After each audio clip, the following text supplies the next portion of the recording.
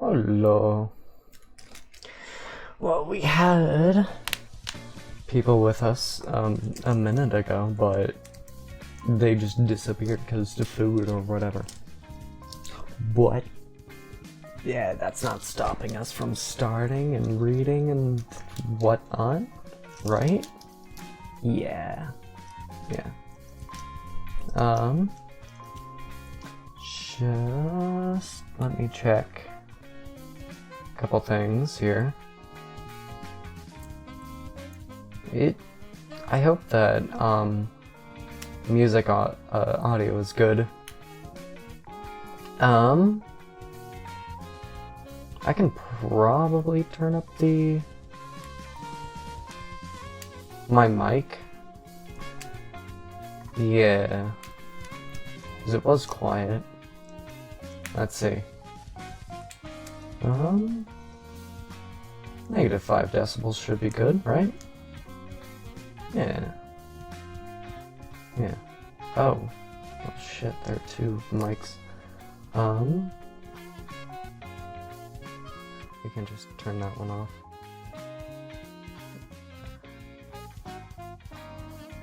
And mute the audio output capture. Because we only really need the desktop audio right now. Not the other one, the audio output capture.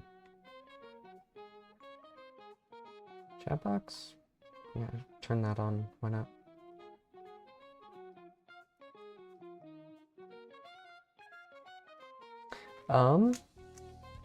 I hope they get in here. Oh, I should close those.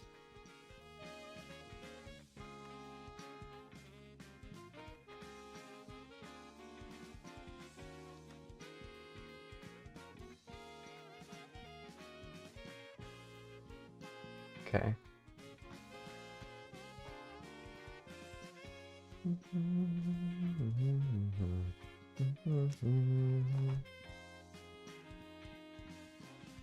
Alright.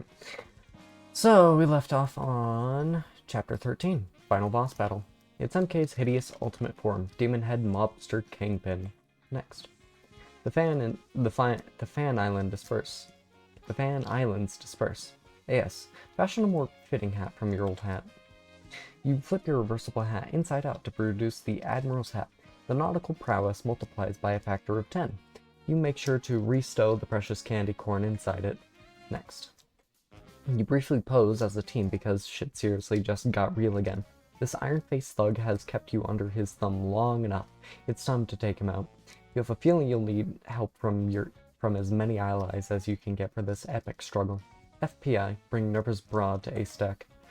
You suddenly reunite the fair dame with her allies, but suddenly reconsider at the sight of the foul demon. Sheesh, that is no place at all for a delicate flower like her. Next. Instead, you drop her off at the brothel in the sky. She'll be much safer with the whores on the whore island. You offer words of reassurance to undisconcert her before leaving to take on the monster. DMK, Combat Operandi Level 49, Distracted Thought.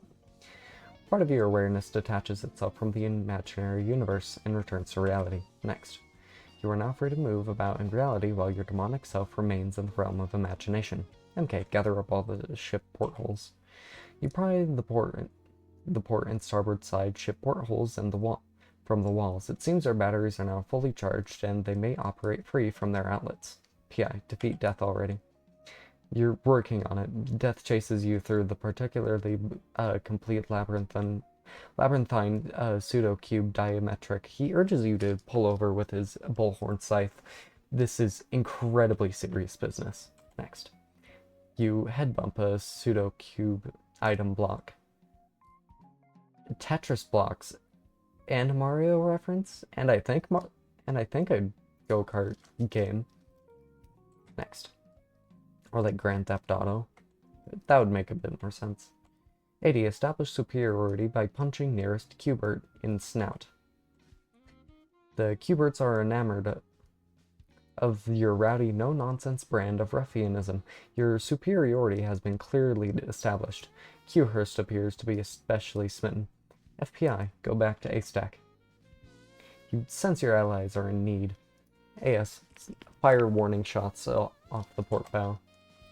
The bullets are deflected. There's no way you'll be able to inflict damage through the metal mask, let alone through his natural defenses at low blood sugar levels. For that matter, it looks like you won't even be able to feed him candy. Next. The ricocheted bullets are auto-parried swiftly through Zombie Ace's necrotic tissue. Zad matured a new parry craft. Overripe produce. Sure. P.S. Use Tommy key on lock. Your ring of keys is just way too small for that oversized lock. You're gonna need to find a bigger set of keys. Next. You've done it. The beauty of your remarkable accomplishment has caused death to shed a tear of black liquid sorrow. Next. Pickle Inspector has finally perfected the labyrinthine pseudo-cube comprehensible. Death has been bested. You are free to leave. What the fuck is that madness? Next. A-Stick has beaten Q-Hurst to death with a pawn. He can go too.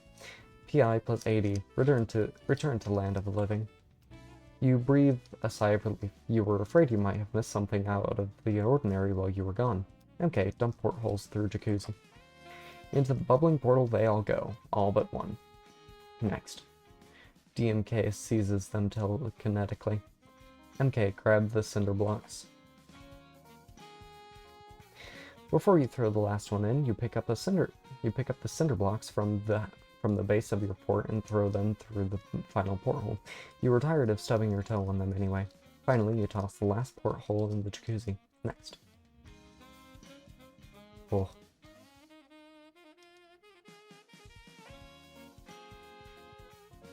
Cool boss battle here. Next. There's suddenly a lot of traffic being conducted through those lights. 3 enlarged cinder blocks cycle through the enlarged portholes, providing your demonic form with even more defense. MK ducks back into the safety of his fort. What's with the microwave transfer? We're just reading problem, Sleuth. I don't think you've seen the other streams on this, or VODs for that matter. Yes, craft seaworthy hats for your allies. You fit your mates with appropriately nautical headwear. Corsair Dick and Skipper Inspector seem quite pleased with the look. But seriously, we can keep referring to them all with these standard shorthand PS, 80, and PI, because really this is going to be confusing if we start getting too literal. PI, conjured candy armor. 2 can play at the defense game. Oh. Next. Admiral Sleuth dons a peppermint mithril coat. Oh god, mithril? That's amazing. Next. Corsair Dick dons a Jolly Rancher full plate. Nice. Next. Skipper Inspector dons a studded fruit leather. Sure. Next. Zombie and Fiesta A-Stick don't get to have cool armor though, because they're a couple of weirdos. Yeah. Although I personally feel like they should get armor. I mean, they're allies, aren't they? Quick pose as a team against the shit seems pretty real. Didn't we just do this? Nonetheless, FPI cajoles a group photo out of the party, dressed to the nines in swanky new duds. DMK, aggress. While you're all goofing around, DMK turns his defense into offense.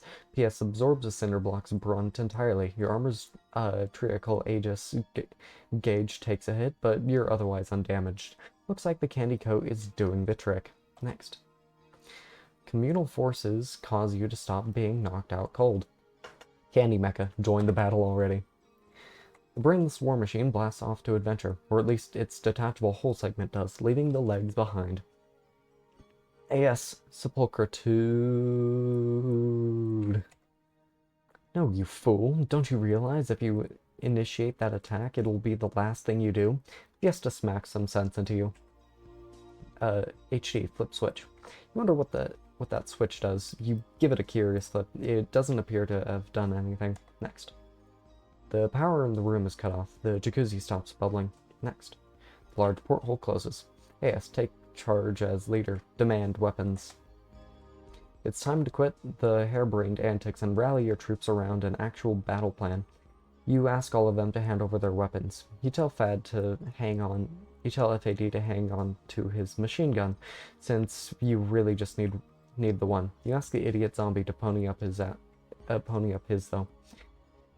AS, give all the weapons to PI. You order PI to take the key, the ring of keys, and the hairpin down to the jacuzzi, and jump in with them. In the meantime, you and the aces will keep DMK at bay. Skipper Inspector politely accepts the mission. PI, take weapons down to MK's office. Along the way, you drop the gun, the Tommy gun, and the machine gun because you suddenly remember your VIM is not nearly high enough to carry them. This appears to be a snag in the plan. HD is standing there looking puzzled. She wonders what's with the fruity getup. PI, ask HD to take weapons instead. Thinking on the fly, you come up with an imaginative alternative. You get this strapping dame to do a man's work for him. It's no wonder Admiral Sleuth entrusted you with this critical operation. His bold leadership causes your heart to palpitate with admiration. Hysterical dame brings the weapons to the jacuzzi. Next. You come out of the manhole. This appears to be another snag in the plan. Next. Thank goodness that's taken care of. You space out for a moment. Hey, what the heck does this switch do? You completely forget mysterious divine forces along with a profound sense of addled curiosity cause you to flip it. Next. The big portal is active again, rendering the manhole useless. HD is now trapped on the street. Next. The mysterious divine forces continue to inform your addled impulses. There's something you feel a strong urge to go get. HD, walk to nearest intersection. Considering there's not much traffic, the lights above seem awfully busy. PI, become homoerotically interested in returning to your fan. The magnetism you feel towards your trusty fan is as powerful as it is inexplicable. More divine forces compel you to bring the fan somewhere else. PI, dump the fan through the jacuzzi. You're not sure why you're doing this, but it feels important. You offer a few fond parting words to your breathing device and drop it in the bubbling vat. MK is sort of weirding you out from in there. Next. PI, return to battle. Cool. On the way back up, you spot a lovely sombrero. Some careless fellow has left it here on the floor. You imagine the chap must be heartbroken about it. What a shame. You put it in your inventory. Next. In this room, you can spy Captain Sextant Sand's telescope. You ogle the curious navigation apparatus for a moment. AS, retrieve Snoop Bust, for it is too important to be lost. It is drifting far out of reach. I'm sorry, you have to know when it is time to say goodbye. HD, throw weapons into the lights. Waiting for a gap in the cinder block cycles, you start with the handgun, lobbing it into the port side red light. Next. The key emerges from the starboard side green porthole, unlocking one of the locks. HD, throw Tommy gun. You lob the Tommy gun into the starboard side yellow light. Next. It emerges from the port side red porthole. HD, throw machine gun. Finally, you lob the machine gun through the port side green light. Next. The hairpin emerges from the starboard side yellow porthole, unlocking the vinyl lock. Next. Oh, that is a truly demonic form, isn't it? PI, pick up Captain Sextant. Cool. Next. You pick up the sniper rifle. It is a powerful weapon capable of transforming anyone with a keen ogle into a deathbringer from afar. Unfortunately, it is practically useless without its telescope. Next. Below, the candy mecha's legs scramble around like a chicken whose head decapitated itself and flew into the sky to fight a demonic mob boss. Oddly accurate, or oddly specific, is it not? ZAD, Zombie Truffle Shuffle. You make your Swiss cheese-brained self useful and turn your ordinary lead-footed zombie shuffle into a zombie truffle shuffle. Or is it that you turn your ordinary truffle shuffle into a zombie truffle shuffle? Either way, this attack proves to be absolutely pointless. Candy Mecha, fire into DMK's mouth. The stubborn monster shuts his various traps. You'll have to catch him off guard if you want to get that blood sugar up. ZAD, FAD, and AD. Triple truffle shuffle. Alright, well you missed with the candy, thus making him still impervious to attacks, but I guess you didn't notice that. You strike your poses, readying yourselves for the ultimate coup de blubber trifecta. Next. Suckle Flagon. Comb Rave. But wait, it looks like you can't execute your ultimate attack yet anyway. You will need to collect enough Pang Nectar to process into the amount of Jacose honey needed to fill your Suckle Flagon before you can max out your Comb Rave meter. God, it's almost like you've never played this game before. Fiesta Ace slams down his hat in frustration. Next. Pickle Inspector politely suggests a replacement hat. Next. DMK Thorncoddle. Puff. Oh, that does not look very fun. Targeting Corsair Dick, DMK's spiky barbs molest every pocket of this portly carriage in a humiliating manner. You wish all your friends weren't around to see this. Your triacle aegis takes a hit. Next. A vulgar glum spine flagellum unfurls itself rudely and has a gander at PI. The leer of the prickly vegetable disquiets you. Zombie Ace salivates at the savory-looking tendril.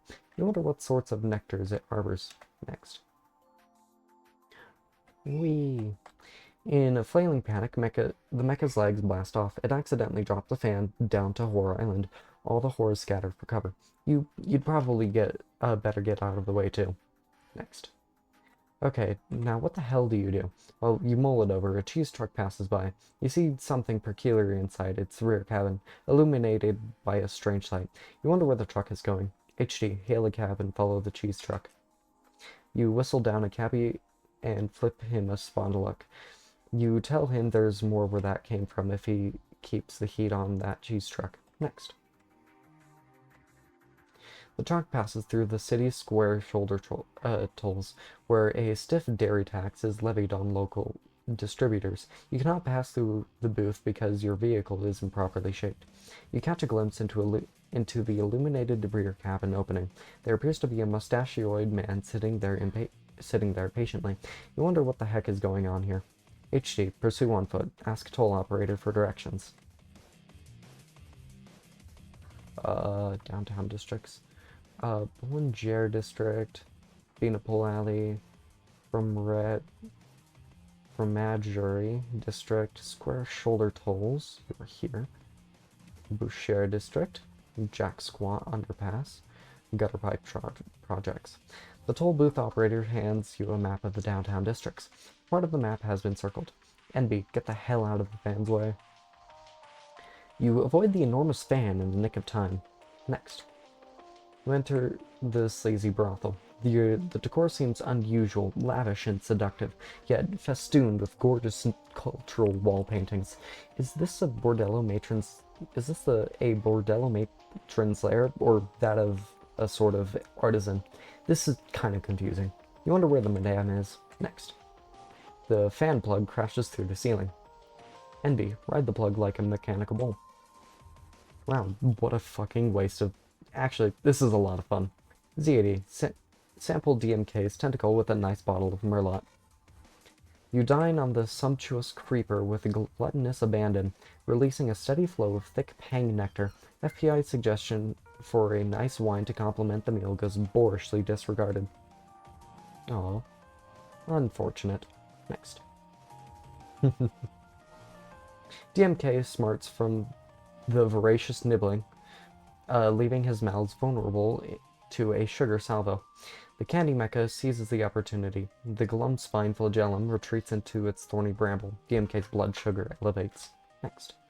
The pang nectar is collected by energetic worker bees. Next.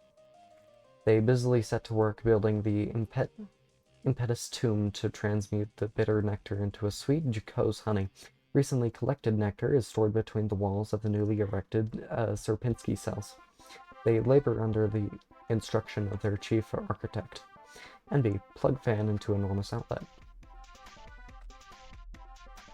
You're not sure if there is an enormous outlet around here, and anyway, you can't even lift the enormous plug. It's too heavy for a delicate flower like you, Toots. NB, equip the corset. You don the aspect corset. You feel so womanly now. You can hardly breathe. On an unrelated note, the thing sure is tight. Also, your feet suddenly feel wet for reasons completely unfathomable to you. It appears to harbor unscrutable mystical properties. NB, adds shipper container to inventory. Why?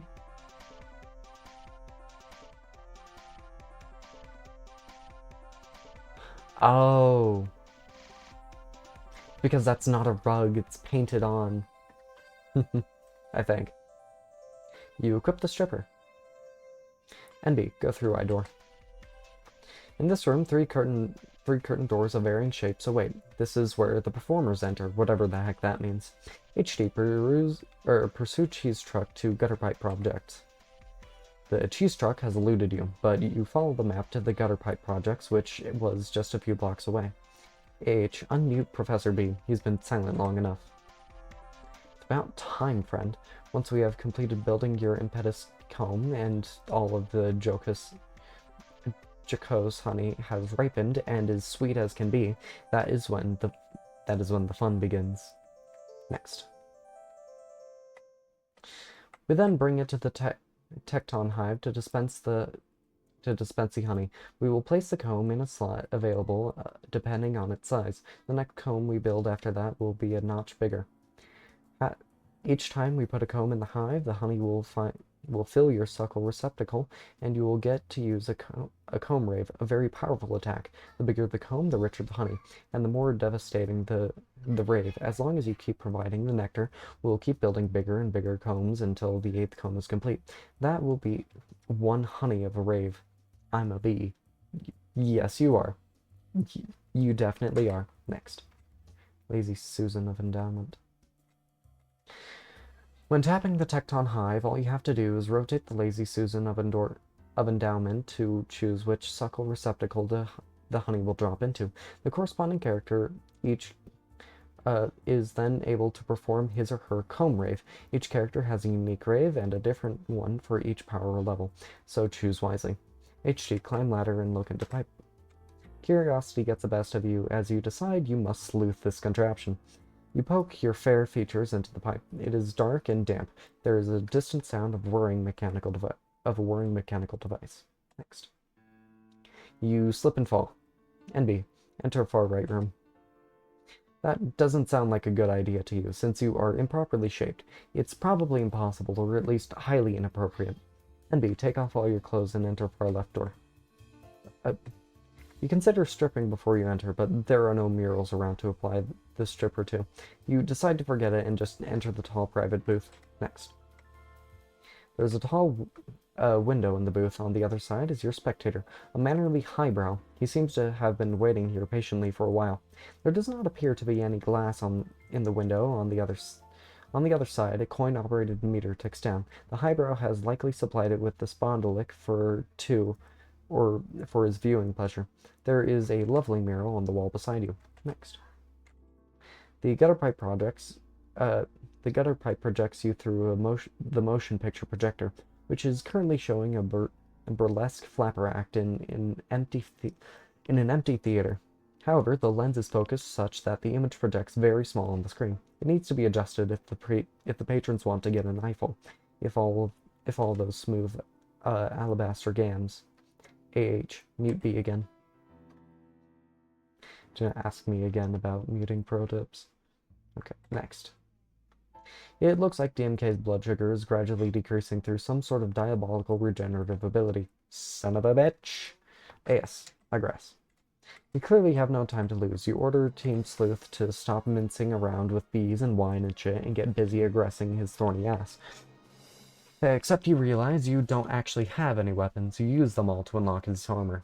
And all PI has is that stupid useless sextant. This is sort of embarrassing. DMK is not wasting any more time either. He's powering up for a major assault. DMK, combat operandi, cinder blockopolis.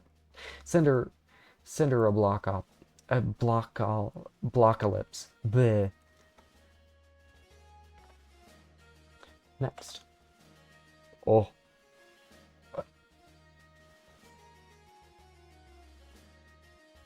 That seems rather powerful. Next. Oh god. Oh no. Next.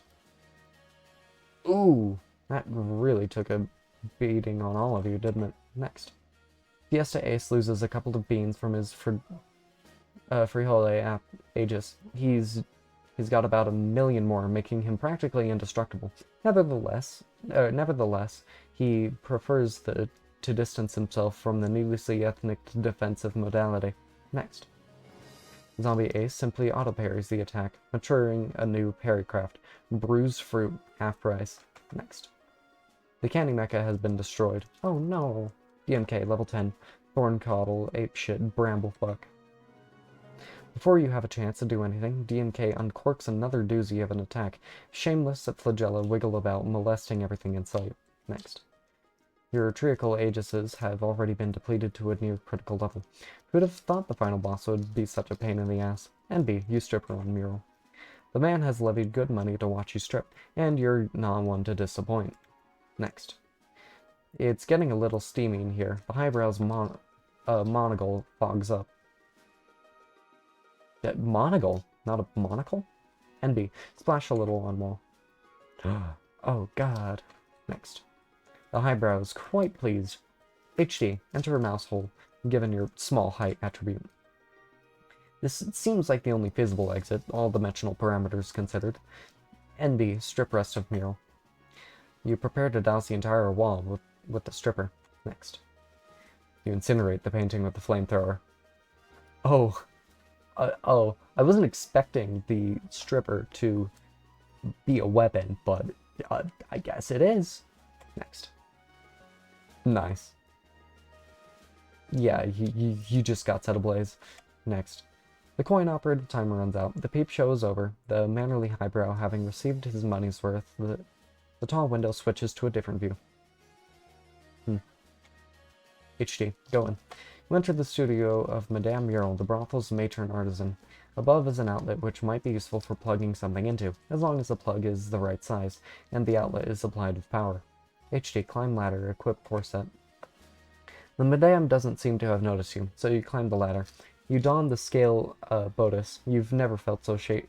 The horse compliment you on your glamorous new look. AS. Use delegation skills to call four nations to your aid. DMK is powering up for yet another devastating attack, ostensibly has his finishing move. Thinking fast, you communed with the four kingdoms from afar. In the meantime, you order Skipper Inspector to put some of that nautical prowess to work with some evasive maneuvers. Next. The kingdoms assemble four of their mightiest heroes to come to your aid, the Weasel Warrior, the Elf Mage, the Hog Cleric, and the Clown Bard. Together they prepare the harrowing climb up their side of the Cathedral of Syndetic Ascension. PI, make Universe do a barrel roll. That's a bit more than a barrel roll. That looks like you're just continuously spinning the universe. The skipper puts a mean spin on the ship's wheel. Next. The others grabbed the ship's netting for stability. DMK's attack is interrupted. He's going to be sick. Next. Nice. DMK pukes a deluge of pie filling. The deck is a gooey mess. It's disgusting. DMK, battle technique. Vexatious glower. DMK goes ahead and deals an attack anyway. The volatile pie filling has been ignited. Oh no. Next. Your triacal aegises have been reduced to 0. Your candy armor disintegrates. NB, go through tall window. You exit the rear cabin of a red truck. The distortion forces of the oddly shaped portal squeeze your dimensions to be even taller and narrower. This simply won't do. You're already self-conscious about your gangly frame. NB, loosen drawstrings on corset. Okay. You slacken the strings on the aspect corset, which was way too tight anyway. Your aspect ratio shortens and widens back to normalcy. NB, okay, nothing to do out here. Go back in. You re-enter to the tall window. Your aspect has been altered again, this time in reverse. HG, thank Horus for compliment. It seems the horrors have fled in fright. I wonder why. Next. Madame Mural flicks you through the scale bodice. What? And the corset is gone. Next. You are flushed out of the scale valve with new dimensions. FPI, conjure frosting to extinguish flames. You counter the flammable pie filling with your own blend of soothing, flame-retardant cake frosting. Next. The flames have been extinguished. Next. You're happy you're not on fire and all, but you wonder why the hell future Pickle Inspector is suddenly blue. Next. Future Pickle Inspector is wondering the same thing. It seems at one point in the future, FPI, the red one, used combat operandi, temporal replic-simile, again dividing him in two. One of them went into the past to become past future Pickle Inspector, PFPI, the blue one. That past moment is apparently now. The other one went even further into the future to become Future Pickle Inspector, a color yet to present itself. FPI thanks PFPI for clarifying and asks him politely to go sit over there for the remainder of the battle to avoid confusion. Next. Fair. Death slides out a chair, inviting you to a friendly game of trouble. You're not sure, but you think those might be sugar cubes in the Pop-O-Matic bubble. Cool. DMK, demote. DMK presses your Pop-O-Matic hat, stripping you of this seafaring status before you can wield any more of that devastating nautical prowess. Your nautical prowess plummets by a factor of 10. Yes, with hard-boiled voice, say you're just getting started. You're through letting the ornery mob boss have his way with you. It's time to bring out the heavy firepower. HG, turn crank on scale valve. The flow amplifies. Wow, who would have guessed? Flow amplifies, but the pressure decreases. Next. The scale bonus loosens its fit. HG, turn crank on upper valve. You tighten the aperture. Next. The burlesque motion picture magnifies. HD, jump down onto valve lever. Not content messing around with the gizmos just yet, you make one more adjustment. You set the lever to aspect valve. NB, go get plug and bring it through window. Though you're a little stouter, you're still not strong enough to lift it. NB, loosen drawstrings again. You become more horizontally generous. You're not totally sure how you feel about being so busty all of a sudden. NB, lift plug. You lift the plug easily. P.S. Summon Weasel King. The gloves are off. It's finally time to call His Majesty's services. You expend the required elf tears and weasel snot. Next. Oh. The Weasel King has been summoned. Next. The feisty monarch flips the fuck out in DMK's face. DMK takes heavy damage. Next. Weasel King flips the fuck out back into his realm. Next. But it looks like DMK has gradual health regenerative capabilities too. You throw down your hat in disgust. You're going to need to dump as many powerful attacks into him as you can very quickly, as well as keep finding ways to raise his blood sugar. NB, run plug through corset into pipe and out projector. Sorry, the power of the corsets only applies to sexy female figures. You'll have to get the plug into the pipe another way. Nice try though. NB, go through right door. Given your proportions, it now seems appropriate to go through the short, wide door. A trillish Toph is waiting patiently for his performance. It seems he is quite particular regarding the type of performer he has come to expect in his peeping habits. Next. The Toph is irked by the class of talent his spondylux have paid for. He is a little perplexed by the giant plug too, and can't imagine what kind of sort of spectacle the accessory will facilitate. He punches the coin return button beneath the slot. Next. The wide window switches to another view. NB, go through wide window. You exit the rear cabin of a ham truck, swashing your proportions even more. Look strikes you as unbecoming. Furthermore, the plug's proportions have been squashed too. Even if you did manage to shrink it down somehow, there would be no way you could fit it into a normal outlet. Weird puzzle shit can really be frustrating sometimes. NB, go back in. Go through left door again. You head back to the familiar comfort of the tall window. NB, go through tall window. You become elongated by a notch. You are no longer quite as strong. Your noodly arms begin to buckle beneath the big plug, which has also predictably elongated. HD, turn crank on aspect valve. You give the crank a good hard whirl, elongating the valve. Next. The aspect corset tightens seemingly by itself. This is quite alarming. Next. In this state, you are not even close to being strong enough to support the plug. It pushes you through your corset. Okay, next. You are flushed out the aspect valve. Yes, put skylight through the small window.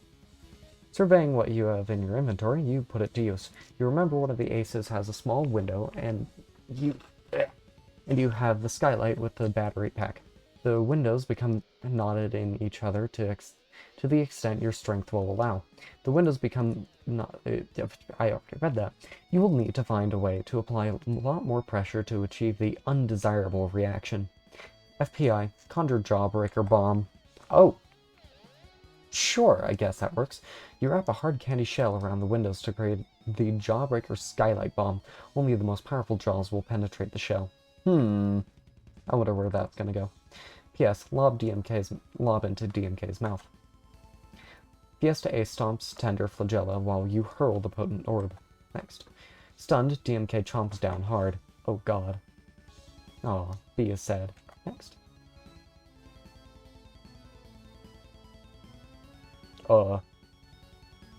Next. DMK's blood sugar skyrockets, while taking insane damage all in one shot. You are splashed by a ridiculous quantity of pang nectar.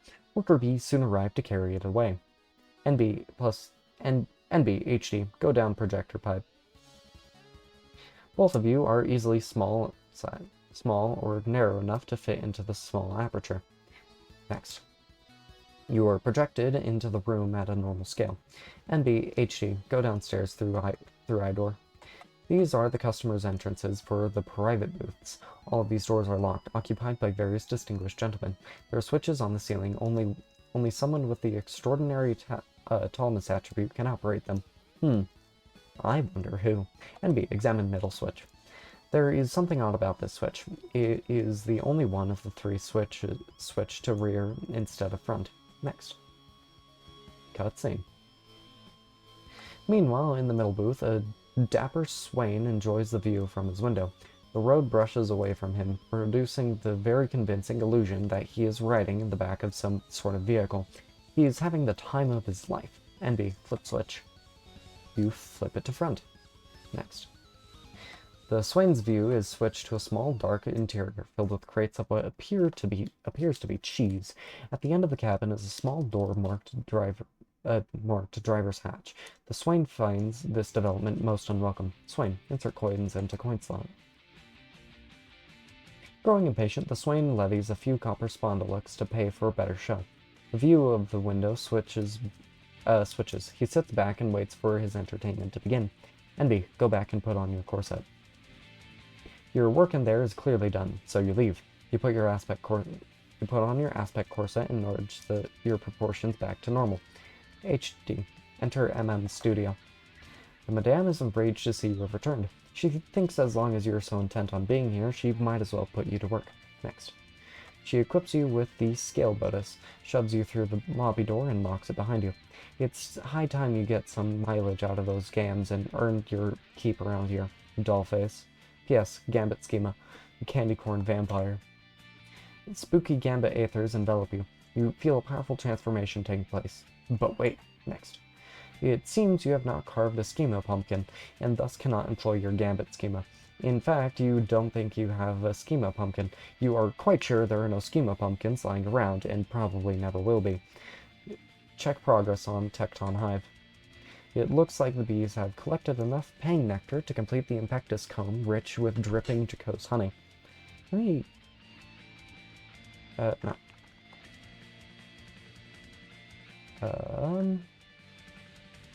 So, what chapters are we in? Again? 1, 2, 3, 4, 5. So we get to here.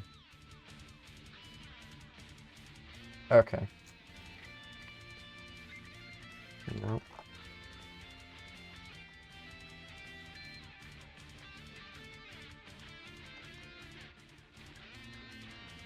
Alright. Next. In fact, they collected so much nectar from the previous attack, they managed to complete the next 2 combs as well. Wow. These place impetus combs in Tecton Hive.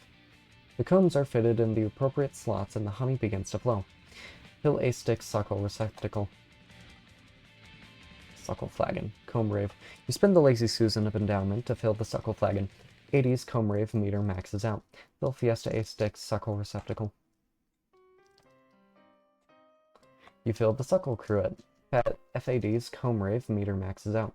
Fill zombie A sticks suckle receptacle. You fill the suckle decanter. ZAD's comb rave meters out. Meter maxes out. Comb rave meters out. Great. Good job, mate. Next. The three of you combined may now execute a rare and devastating triple comb rave. You will have to think long and hard about which attack you would like to use. The decision will occupy a big chunk of the battle while you chew the fat. Take your time. HD. Equip paint roller. You paint up the paint roller and the paint bucket. Oh, you pick up the paint roller and the paint bucket, not paint up the paint. HD. Go into middle private booth. On the other side of the square window, the dapper swain waits for a show. On the wall is an exquisite mural, the perfect backdrop for various burlesque indecencies. HD, roll some paint on the mural. You cover up a bit, being the saucy little tease you are. Next. The swain is piqued by the steamy display. His busy fingers start a small mustache fire. Next. Meanwhile, the mannerly highbrow is somewhat disconcerted by the view through his expired window. It is a narrow cabin stocked with bread. Highbrow, go through driver's hatch. You climb into the driver's seat of the bread truck. NB, get in passenger seat. The highbrow bobs his head politely and asks, "Where to, miss?"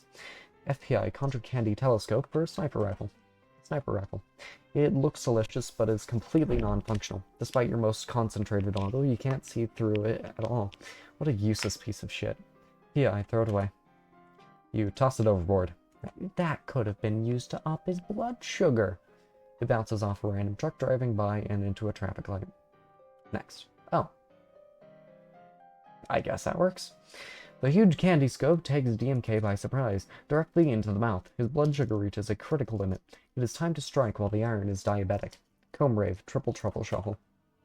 Fiesta Ace begins sending ominous lord-wobbling tremors throughout the cosmos. You issue a hard-boiled line before dealing the attack. Suckle on this receptacle. Next. Triple.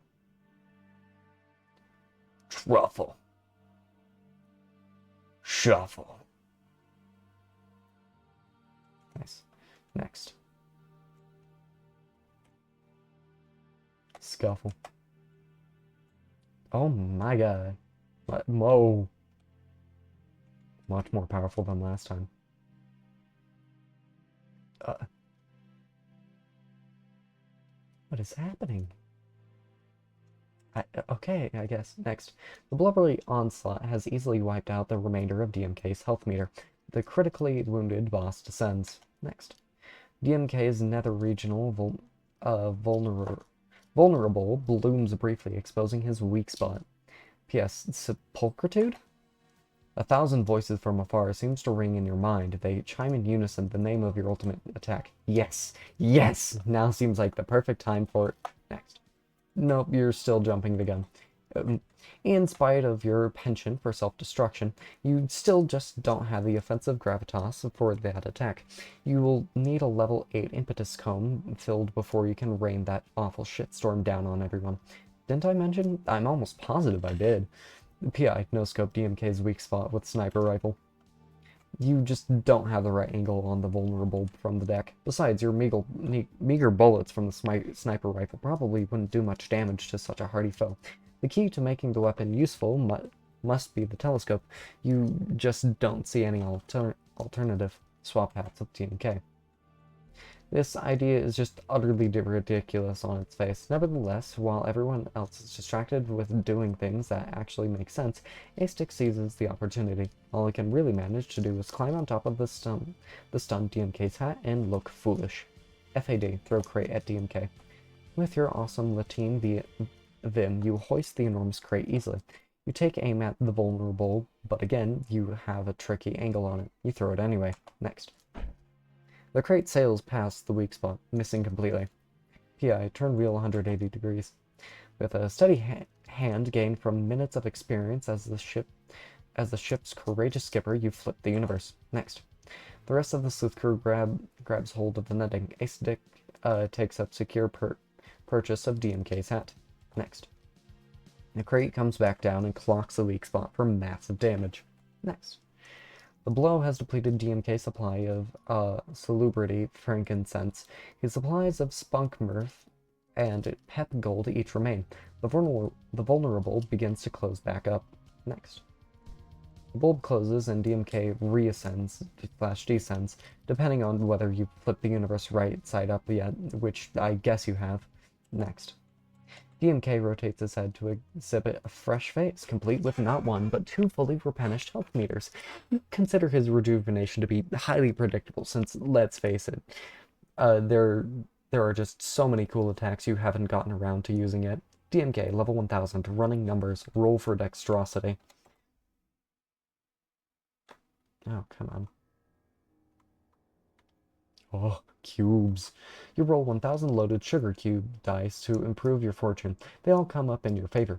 Fixes in, see? Jet streams of dextrose enter your mouth, treating your critical hypoglycemia. DMK is now completely cursed of his diabetes. You will have to find another way of lowering his defenses.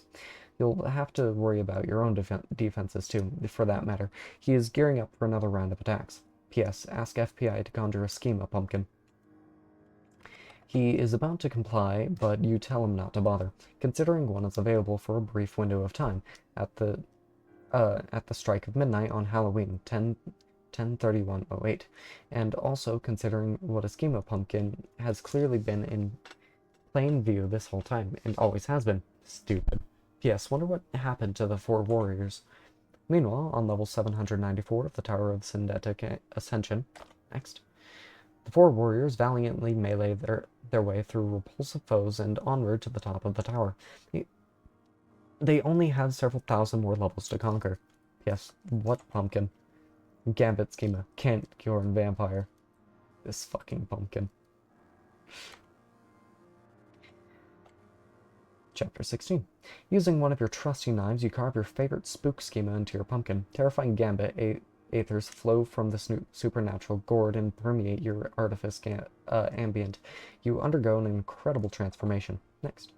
The spook schematic for the candy corn vampire is complete. Next. Oh. Candy corn vampire. Nice. Next. Gambit schema, Tootsie Roll, Frankenstein. Let's see. Artifice, Gambit, Ripeness, Flicker, Battle Schematica.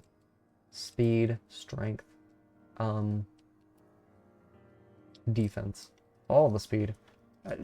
Average Strength and less than average defense.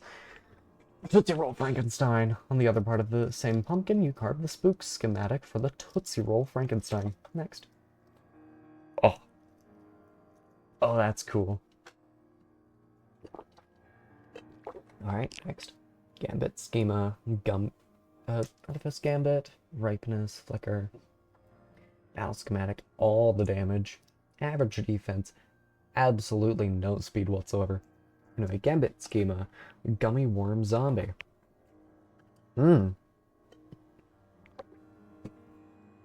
Next. Cool. Next. Artifice Gambit, Ripeness, Flicker, average damage, all the defense, and less than average speed. NB, ask Highbrow to drive to gutter pipe projects. Cool. The Highbrow takes you to the Fromagerie district through Beanpole Alley. Next. Unfortunately, your vehicle cannot possibly fit through the square shoulder tolls on the Bouche district. You'll need another form of transport. You seem to have no choice but to wait around for one. Next. While you're waiting, the Highbrow makes an uncharacteristically impolite advance. Awkward moments ensue. HD, cover up the rest of the mural. The risque performance has a swain in libidinous conniptions.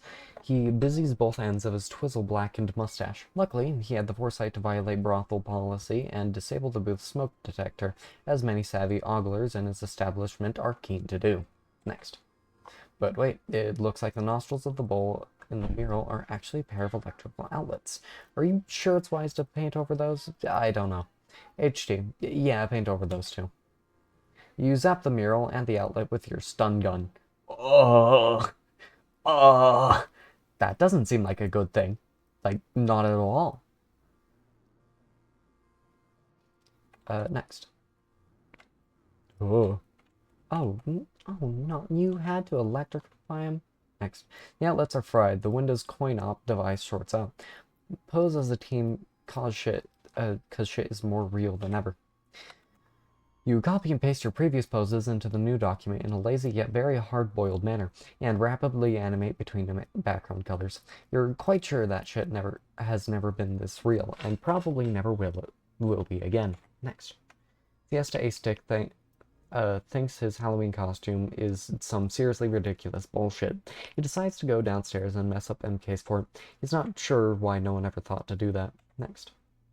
Still trapped on the top of DMK's hat, A-Stick feels left out of the cool Gambit schema action. He doesn't care how real shit just got. This is just complete and total bullshit. Next. Death shows up with the game of life. The irony of it is lost upon your stout imagination. Death bringing life in the form of a game. Life is but a game, but death isn't. He says nothing fancy, no dueling for souls or anything. You know, just to pass the time, if you're down with that. Next. Meanwhile, past future Pickle Inspector continues to operate the problematic bubble, still attempting to get the sugar cubes to roll in his favor. DMK, level 20, Thorncoddle, Snuggle Barb, Prickle Poke. DMK lets loose with a writhing bewilderment of ill-mannered flagella. Next. PS takes advantage of his heightened vampire speed. You can't call what you can't catch. Next. The slower members of your party are less fortunate. Next. Your flicker attributes wane only slightly though on account of your respectively monstrous constitutions.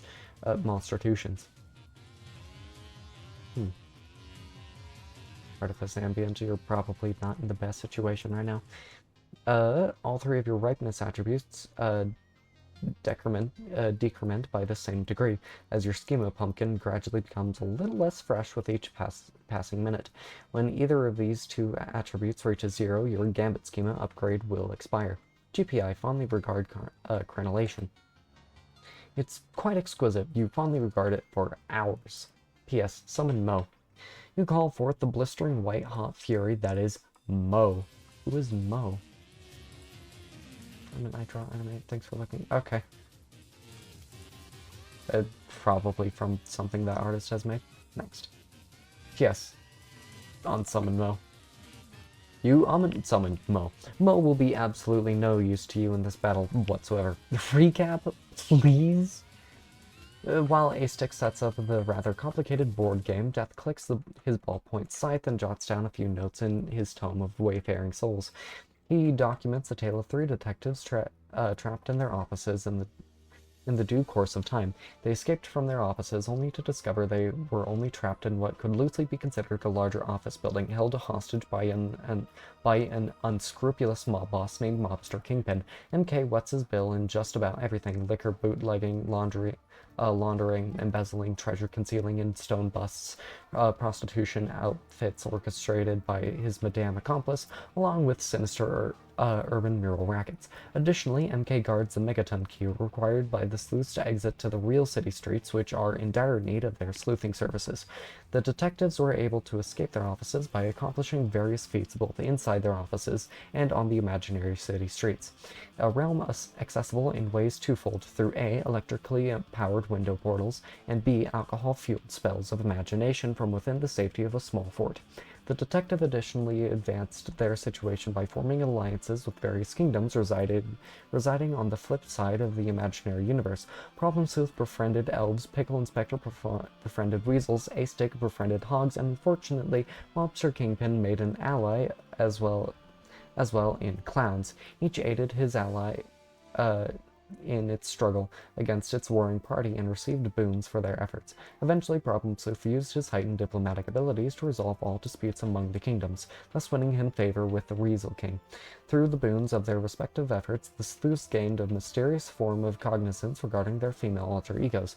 PS cognized awareness of hysterical dame, PI cognized nervous broad, and of course AD merely cognized himself for lack of imagination.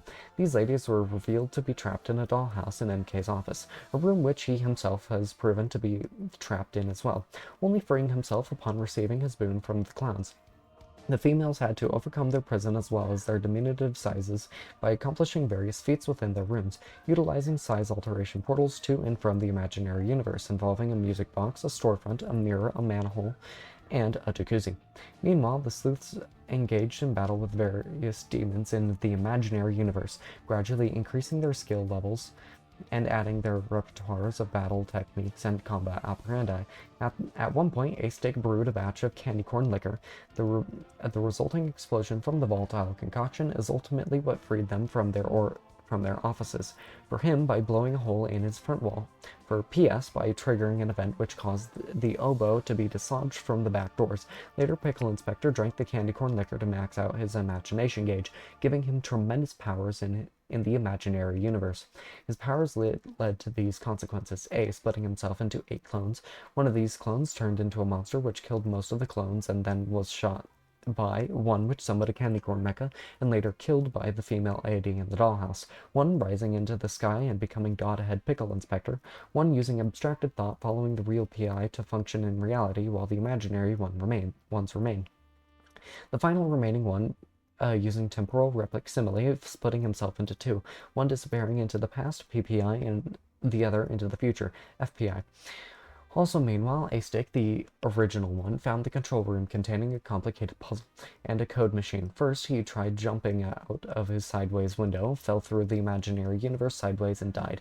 In taking a step back, he used the code machine to skip ahead to a point in the game where the complicated puzzle was solved. It was later determined that it was past Pickle Inspector who went back in time to solve this puzzle, and then died. Upon solving the imaginary hatch, Upon solving the puzzle, a hatch opened, allowing him to travel to the imaginary universe to collect his boons from the hogs. A little later, Problem Sleuth found the control room too. He used the code machine to return to an earlier state in the game, to the moment before A-Stick jumped out the sideways window. In this time, AD was able to jump into the storefront before falling to his death. He emerged from Hysterical Dame's music box, causing him to be very small. He eventually came to be normal-sized by using the various size-altering portals. This is how there came to be 3 sticks. Furthermore, by this point, there were 2 Pickle Inspectors, the original real one, PI, and his superpowered imaginary form in the future, FPI. After PS used the code machine to create the third AD, he then jumped through the upside-down window with the parachute to fall through the sky of the imaginary universe, past the sleazy brothel into the sky, landing in the Weasel King's palace. This is how he came to be charged with diplomatically resolving tensions among the 4 kingdoms. However, he was only successful upon looking up a cheat code on GameFAQs and printing it out. The printout was generated in the alchemy room, which PI then took and used with the code machine to skip ahead to a successful political negotiation. As a boon, PS received a great deal of ammunition, elf tears, weasel snot, hog slop, pie filling, and the loyalty of the Weasel King, and was returned to reality. He then collaborated with the other 80s to fit the souls of the sleuths previously slain into the slots to unlock the double doors. In the alchemy room, PI also printed out a recipe for 5-alarm hot sauce, which involved a chipotle pepper, a rare item which proved to be found beneath AD's hat. One of the ADs prepared the concoction in the hot sauce still and waited for it to mature. Upon freeing themselves from the dollhouse, HD, NB, and female AD encountered MK, who just returned to the office. This sparked a fierce battle whereby the heroines dealt damage to MK by raising his blood sugar and using powerful attacks such as their Charm Break and Murder Flux techniques. Power for these attacks was supplied when damage was taken by their counterparts. In the meantime, PS and the other 2 ADs were climbing the levels to MK's office, fighting monsters along the way. Damage they took fueled the females' attacks and vice versa. NB's Murder Flux was maxed out when PI was fooling around with windows in the control room. He dropped the window through its own corresponding window portal in spite of warnings from the honeybee professor. The reaction triggered a massive explosion, killing PI and the professor. PI met with death for tea. The professor pollinated the floral fractal-based afterlife, while GPI fondly regarded it. After her attack, MK pushed NB through his office window. She fell through the sky in a nervous manner for some time until FPI appeared from the past and caught her. In the course of the battle with MK, AD was killed in a suicide maneuver. He met PI and Death in the afterlife. Together, they eventually bested Death in a series of Sudoku-based challenges to return to life. Pickle Inspector would bring a tear to Death's eye by completing the labyrinthine pseudo-cube comprehensile. The earlier window explosion caused by PI was so massive, it caused a city-wide blackout in the imaginary universe. The darkness triggered the release of the terrible demon called Flthulu. Not Flthulu. Fluthu, a final adversary PS would face at the top of the tower, which physically corresponded with the imaginary tower of synthetic ascension connecting both sides of the universe. Fluthu would climb that tower and emerge through the Death Star window. PS would easily kill Fluthu with his trusty knives attack. On the way up, one of the ADs was attacked by a zombie hired muscle, who would later prove to be a hero and became Zombie A-Stick. ZAD snuck by Fluthu to discover the giant bone Stilson dog bust blocking MK's office door. Meanwhile, HD killed MK with the kiss of death. However, MK snuck out of the afterlife while Death was distracted by PI and AD. MK revived himself with insulin shot and knocked HD out cold, and then built a fort out of his desk, drank some liquor, and retreated into the imaginary universe. Once the 5-alarm hot sauce was finished, the explosion destroyed the Bone Stilson dog, allowing PS into MK's office to find MK in his fort. The other AD drank the 5-alarm hot sauce and became a very strong Fiesta A-Stick. When FAD inverted the universe by flipping a window, this allowed MK to descend into Demonhood to become Demon Head Mobster Kingpin, MK's final form. PS, FAD, and ZAD went through the office and upstairs to the deck of MK's imaginary pirate ship, the Chicago Overcoat. FAD had to destroy/dislodge a series of busts along the way, including a Snoop bust, which he tragically sent into the sky never to be seen again. PS flipped the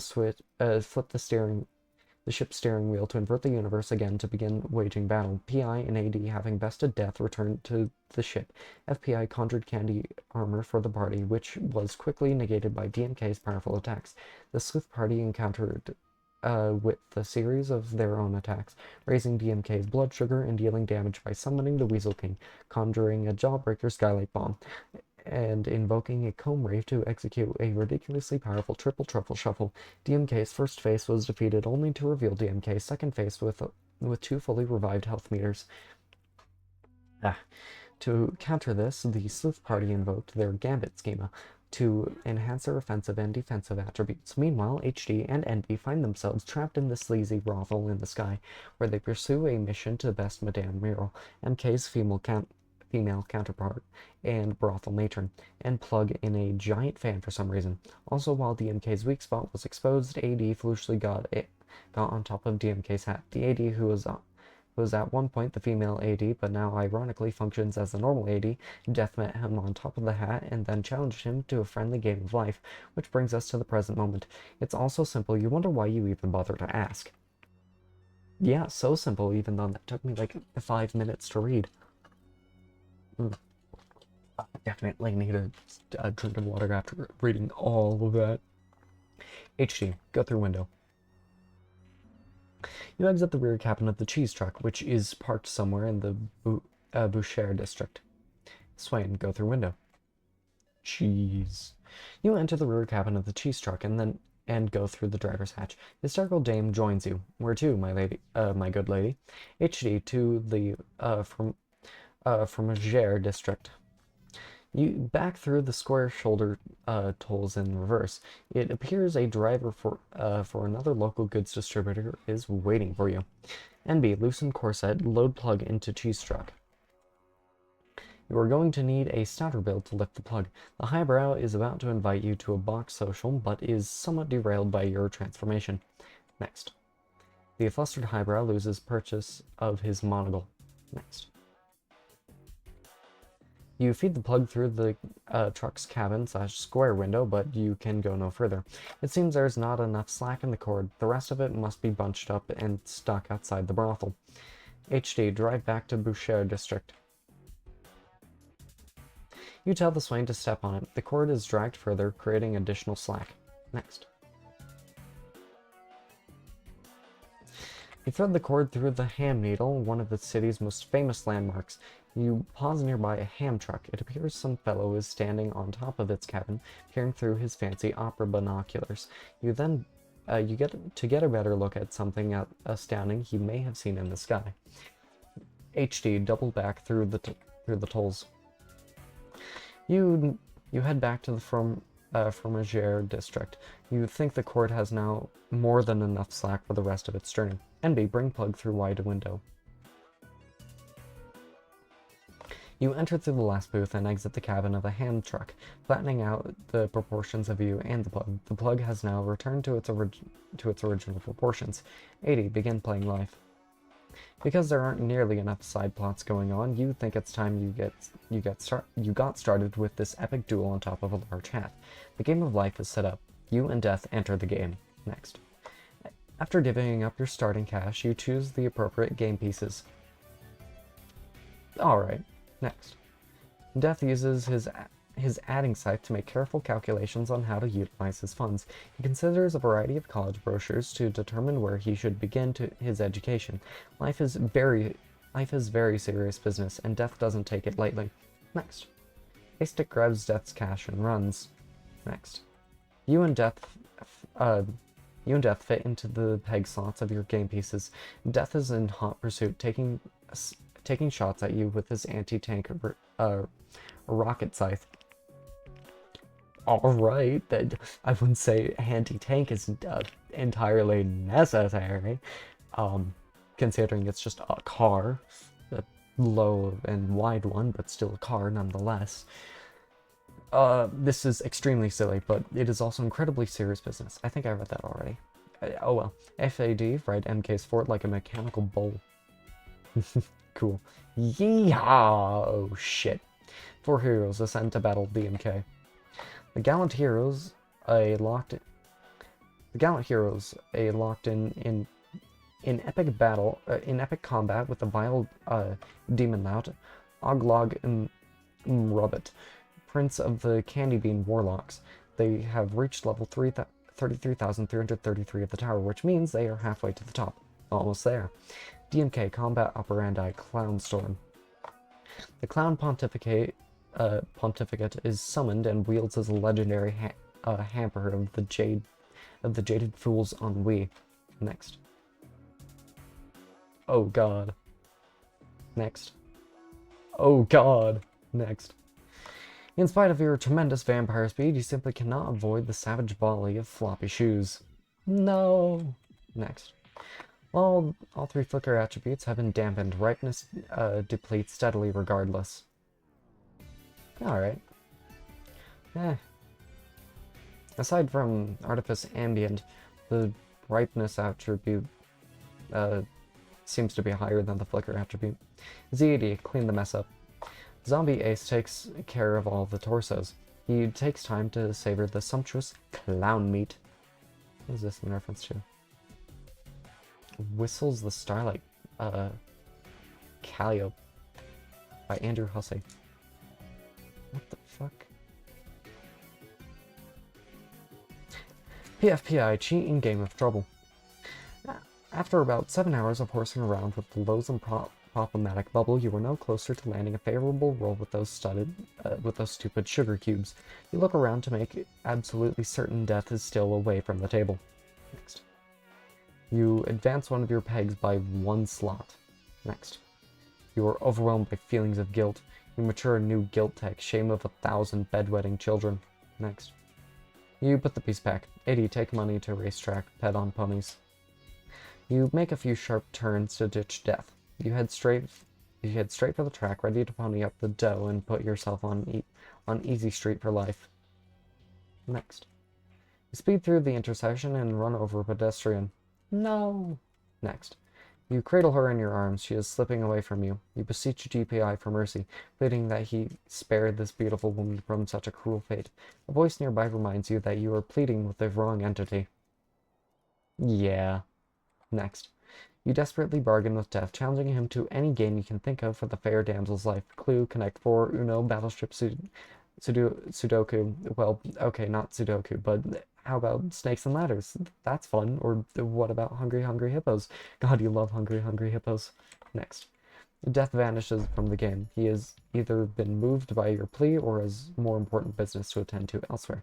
The woman's life is spared. You are so happy. 80. Punch woman in snout to establish superiority. Your superiority has been clearly established, but some bystanders admire your manly initiative. A stick marries wife Hurst. Next. DMK's emotion level rises due to the poignant, tear-jerking moment taking place on top of his hat. I don't want this song playing, so I'm going to be skipping it. Oh, this is a fun one.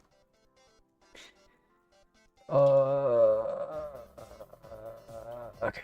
In his emotional state, he is vulnerable to physical attacks. Nice. PS combat operandi are mistakes. You expend the required units of hog slop, pie filling, and a single elf tier to invoke the mysterious command. Next. You summon death from his macabre realm, or whatever, or wherever the hell he was when you called him anyway, or when you called him away. Next. You strike a diplomatic bargain with death and receive a boon. You have acquired Death's Scythe. Oh. That. Wow. P.S. Aggress. Next. FAD beat the crap out of MK. You stand up to box MK's ears. Box MK's ears. Okay, but it seems he has fled the office. Next. MK deposits an ornate Persian rug over the trapdoor, then retreats down the stairs. Next. Not next. FAD. Pursue MK. Whee! You fall straight into MK's trap, and slide down the dumbwaiter shaft into the back room of your office. Damn. Next. MK enters his speakeasy and relodges the oboe between the doors. You are a little irked by that someone would tamper with your carefully thought out security measures. Also, you wonder what the fuck happened to your beautiful bust. P.S. Keep aggressing. FAD busts into still room like Kool-Aid Man. God damn, that scythe is doing a lot of damage. Oh yeah! I didn't do that entirely properly, but oh well. Next. You feel a most unwelcome rumbling beneath your feet. FAD, break down door using awesome latent strength. Latent strength.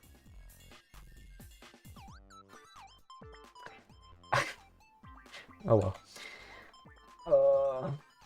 You easily snap the thin, brittle instrument in half. I wonder what sort of moron that would serve as an effective obstruction in the first place. Right? It's mostly wood, some metal, but, you know. Next. Oh, crash. The little bit commotion proves to be the oboe that broke the camel's back. The floor caves in beneath you. Nice. Next. While Fiesta Ace examines the hole, you sneak up the stairs. You push him into the hole. MK, exit speakeasy. GPI, do something useful. Attack or something. I'm sorry, but Godhead Pickle Inspector can only fondly regard his creation. The illusory world of form is not to be interfered with, and the divine dance within is to be revered silently through his omniscient ogle. Next. Oh, cripes. In this form, DMK regenerates very quickly. Your attacks are having a hard time keeping up with his restorative properties. Or restorative ability. You need to give him some more candy, or at least up his emotions. Or both. That would probably work. P.S. Aggress faster. Check on status of honey production.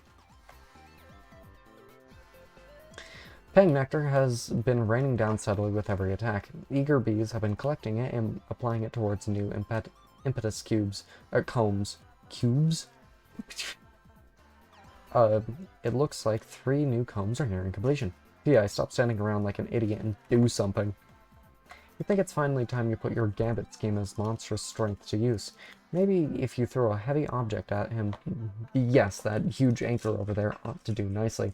You start making your way over there, but due to your ridiculous Frankenstein slowness, you can only move several inches per minute. This could take a while. ZAD, stop standing around like an idiot and do something. Zombie A-Stick is borderline retarded and usually can't do anything other than bite anything and absorb preposterous amounts of damage. At the moment, he manages to be doing both at the same time. And B, get in hand truck and drive through underpass. The trailer top loses his footing. Next. His binoculars, sadly, are crushed beneath the tire of the hand truck. No! Not the binoculars! How could you destroy the binoculars, Hussy? Those were our pride and joy. Next. Cool. You drive through Jack's squat underpass with the plug in tow. NB, feed plug through gutter pipe projector. You widen the aperture of the valve and dump your plug through. You jump in after it. It looks like hysterical dame has caught up with you, followed by her smitten suitor. They both jump through the pipe too. Next.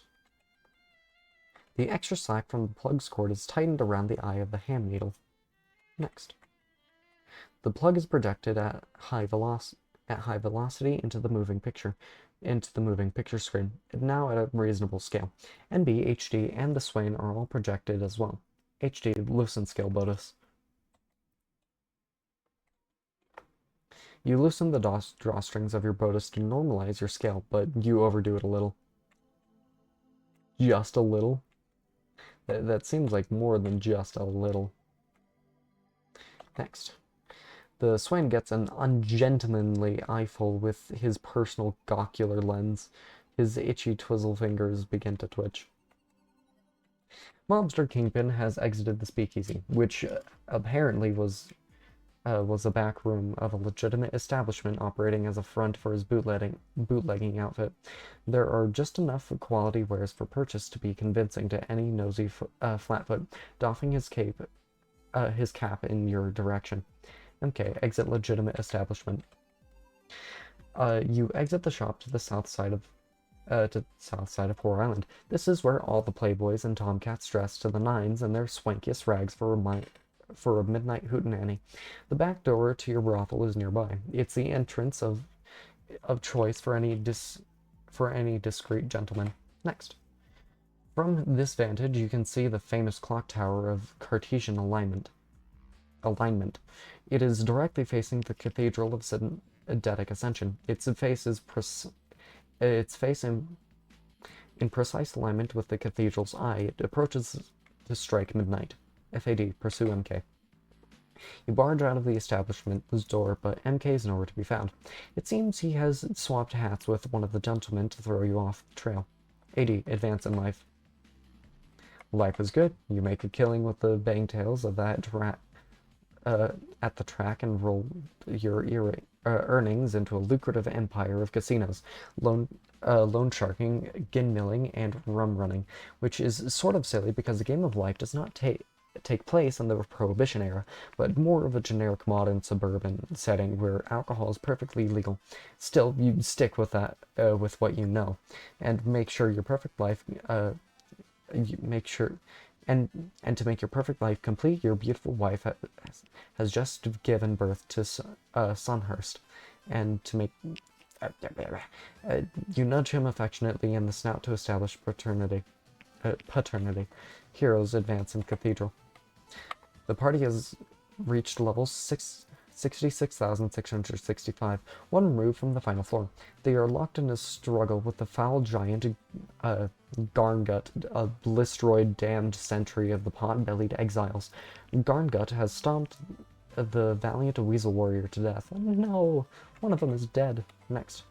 The hog cleric swivels the crook of fealty and casts the spell Porcine Intervention. Nice. Next. The weasel warrior flips the fuck out, back to life. The clown bard blisters out an incendiary lute solo in a fit of joy. P.S. Final aggression. Wow. So, oh my god, you got so close. Just a smidgen of health left. Next.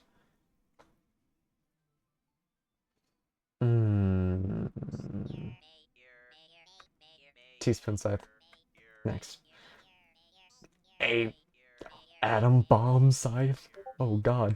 Next. DMK second health bar. Hi. Howdy. We are currently on chapter 17. Okay. DMK second health meter. Hi? Hi. You both basically entered the call at a very similar time. I'm well Pretty aware long because Oh, shut up. oh, that would definitely explain it. No, I just straight up forgot Discord existed. Where were we going to leave off? Yeah, this is basically the last chapter of this reading sesh. Oh, Okay. great. So, You would never what got here today. what got here today? My comically long spoon. Your long? I thought you said large. He did say Yeah. large. And then he showed me a picture, and then it turned out to just be really fucking long. When he said large spoon, I pictured like that one video of the dude who's like, oh, you can only get a scoopful with the ice cream. I pictured that. Instead, what it actually is, it's a regular spoon. It's just that the handle is like 10 feet long. I think it would have been funny if, like, it looked like it was stretched, so, like, the scooping part of the spoon was also longer than normal. It, Long? it's a 2 foot long spoon. Yeah, I think It's still I think a large spoon that you need to dual wield to use is much funnier. Anyway, DMK second I health. can two hand this relatively normal. No, like it is required that you use two hands to wield it, not just you can wield it with two hands. Yeah, no, yeah. DMK second health meter has what? I will, of course, eventually get the real comically large spoon. This is just fun. DMK second health meter has been This is knocked off fun. completely. He can no longer use it to regenerate. Fucking stop interrupting me. Anyway, what were you going to say? This is why I can't have adult money. Yeah. We are when we move in together and go to Canada, we are going to limit your budget because we know this is you. We know you're going to use it all in 2 weeks.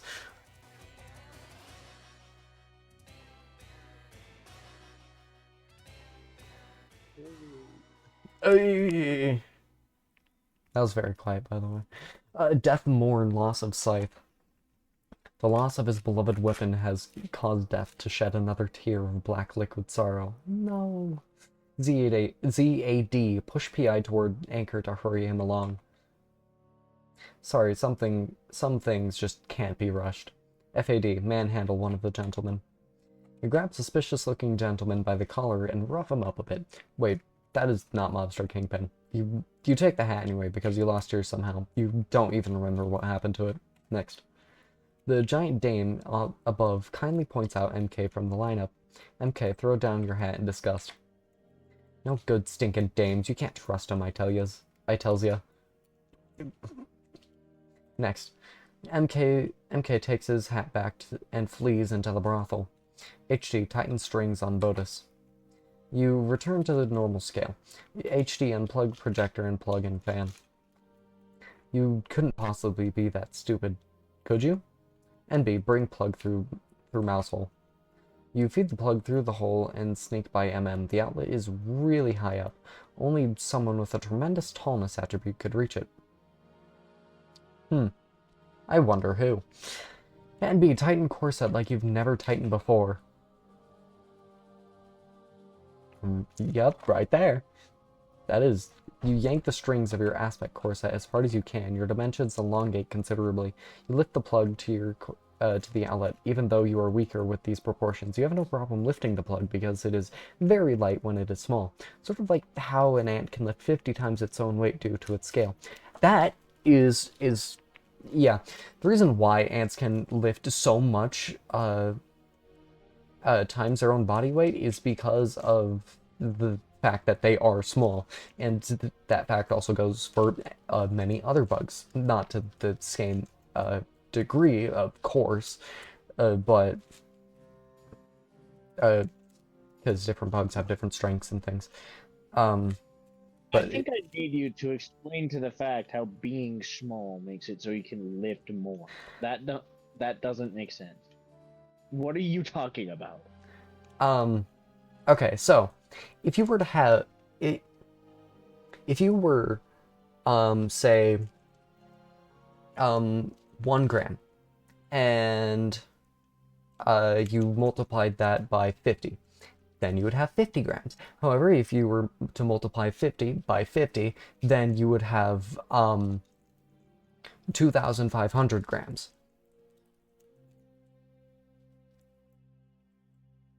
I don't see how this is related in the slightest. It's the square cube law, essentially. Do you know what that is? No. Where the length of the area of a cube increases exponentially, or not. The area of the volume of a cube increases exponentially based off of the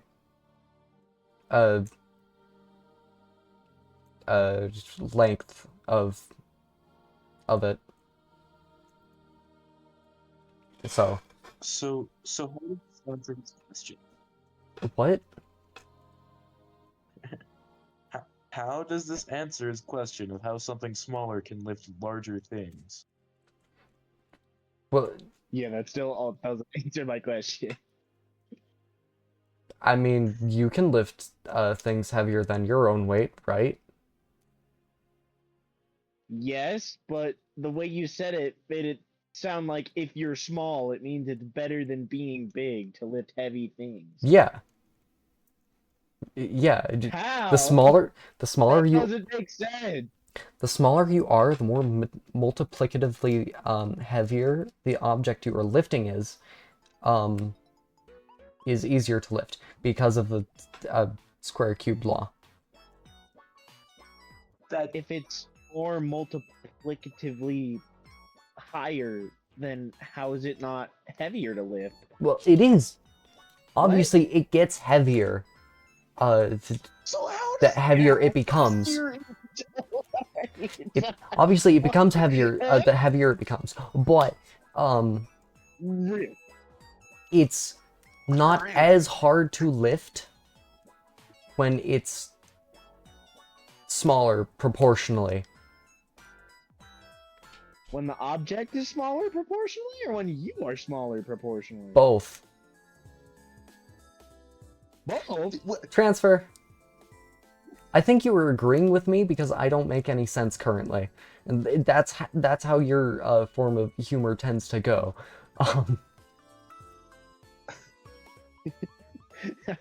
Because I'm just picturing, if I have a table, would it be easier to lift the table if I am 2 feet tall or if I am 10 feet tall? If you and the table were scaled down proportionally, it would be easier to lift the table when you are small. The same table. No, the exact same table, the exact same size, and I'm 2 feet tall, 10 feet tall. Okay. How is it easier to lift when I'm 2 feet tall? Because the weight doesn't increase linearly with size. It increases exponentially with size. Thus, the larger it is, or the larger the size, the heavier it is. Yes, I know how big works. Yeah. I don't get it. My brain's not working. What? This is very simple.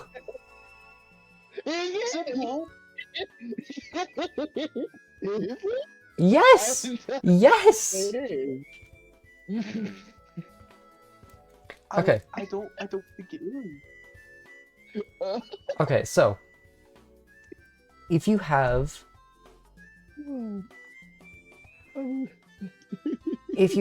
a table that is like 5 feet, it's going to be however much. If you have a actually let's go to a cube, right?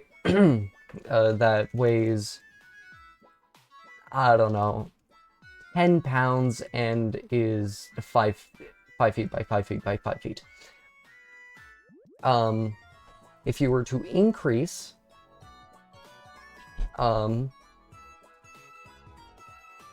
if you were to increase that weight by 2, then you would have shit.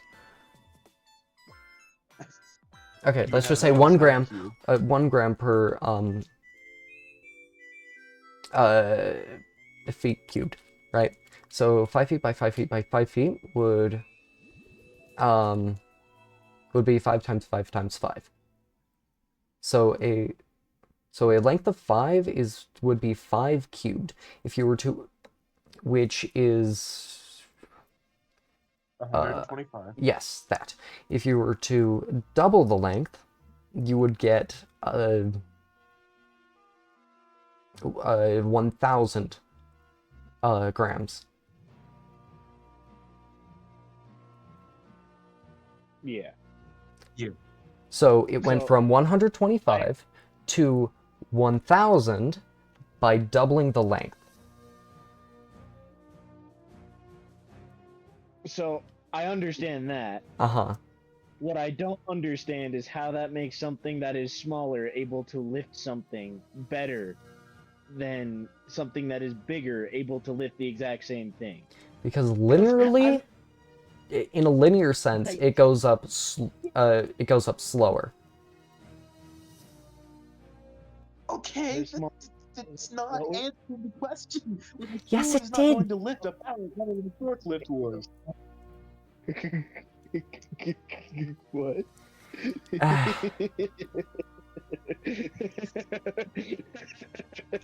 Jesus Christ, we're all stupid. No, it's just you two.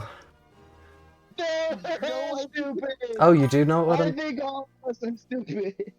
You get what I'm saying, Transfer? Alright, then you try and explain it to them. Here. Transfer understands, I understand, you two don't. I don't think Transfer actually understands. I think you're just a moron. He doesn't actually understand. He just says yes for shits and giggles. That's what he does. Yes, I know that, I but know like, what you if he did. actually does know? It's over text. How can I exactly take sarcasm unless it's pointed out? Because it's him.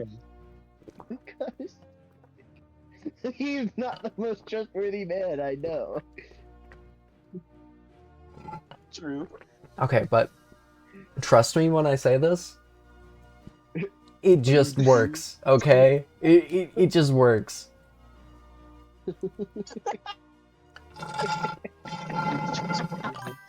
Yeah.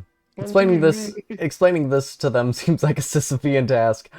Yeah, I keep re-explaining it in like 10 different ways, but which all mean the same thing. He's getting progressively less coherent. Nor.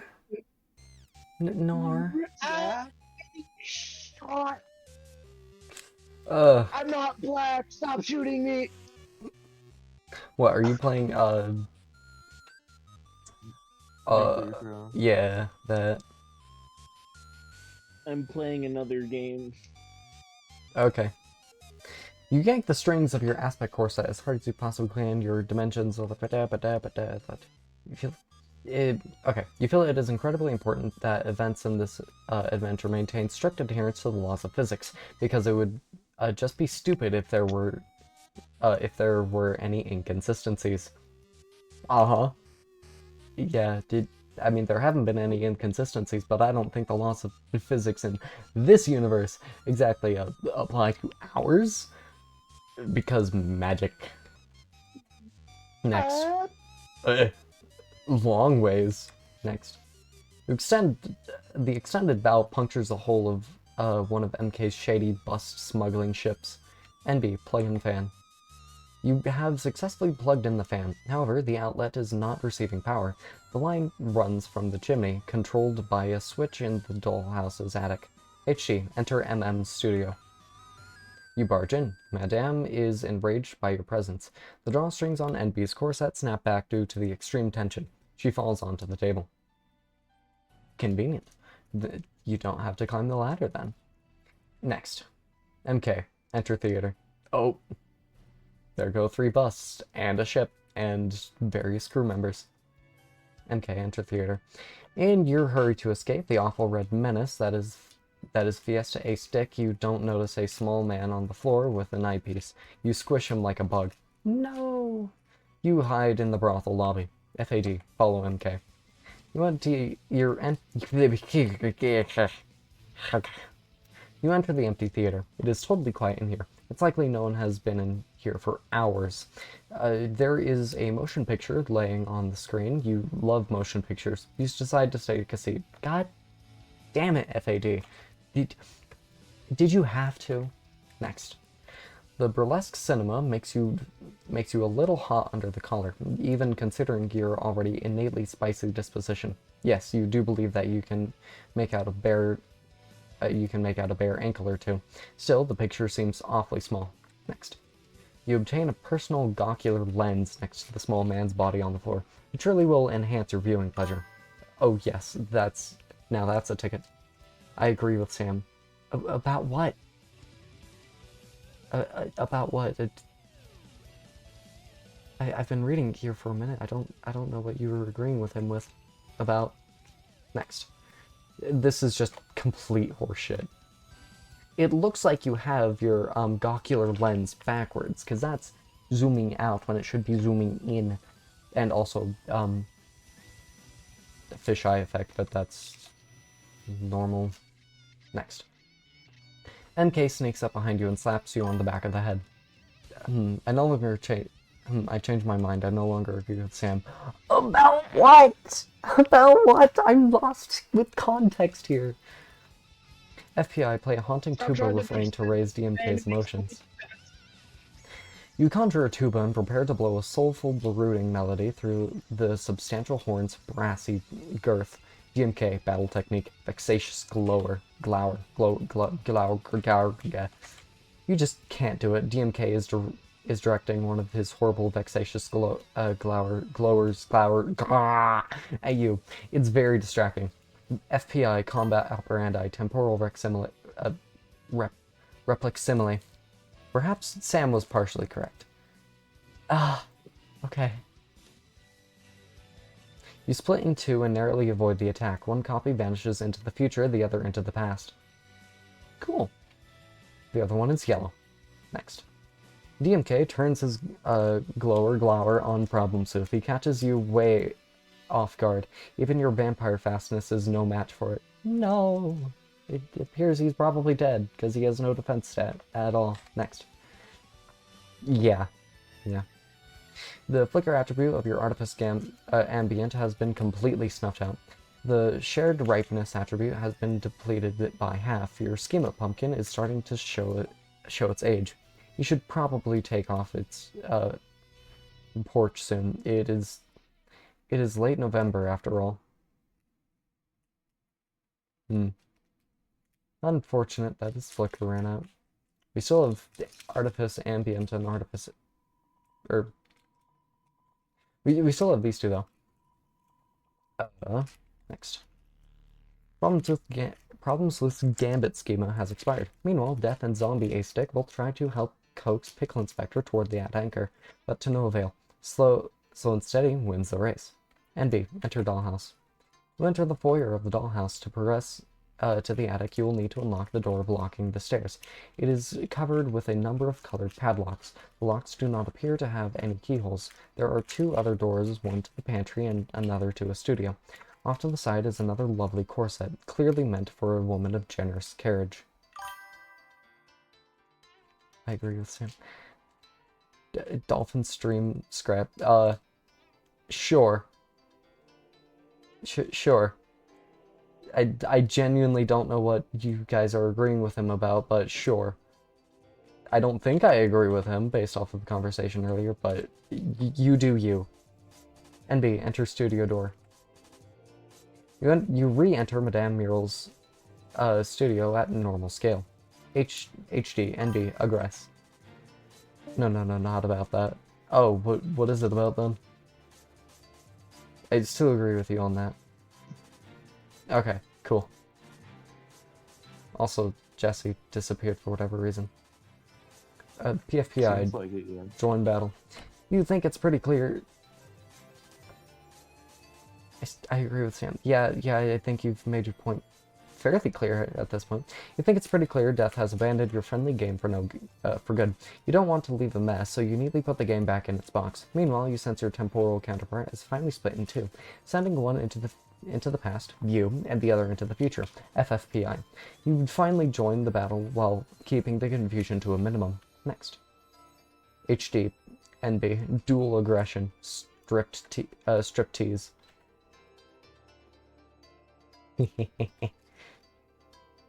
Stripper, paint, flamethrower, and taser. Very nice. Next. The pair of burly men grapple through the studio in a rough and tumble manner. The ladies stand aside in awe of the manly display. No, Sam seems to have made some valid points. I no longer agree with Sam. What? Huh? Transfer. What? Even Sam is confused now about what you're talking about. Is Sam in the stream or a different Sam outside of stream?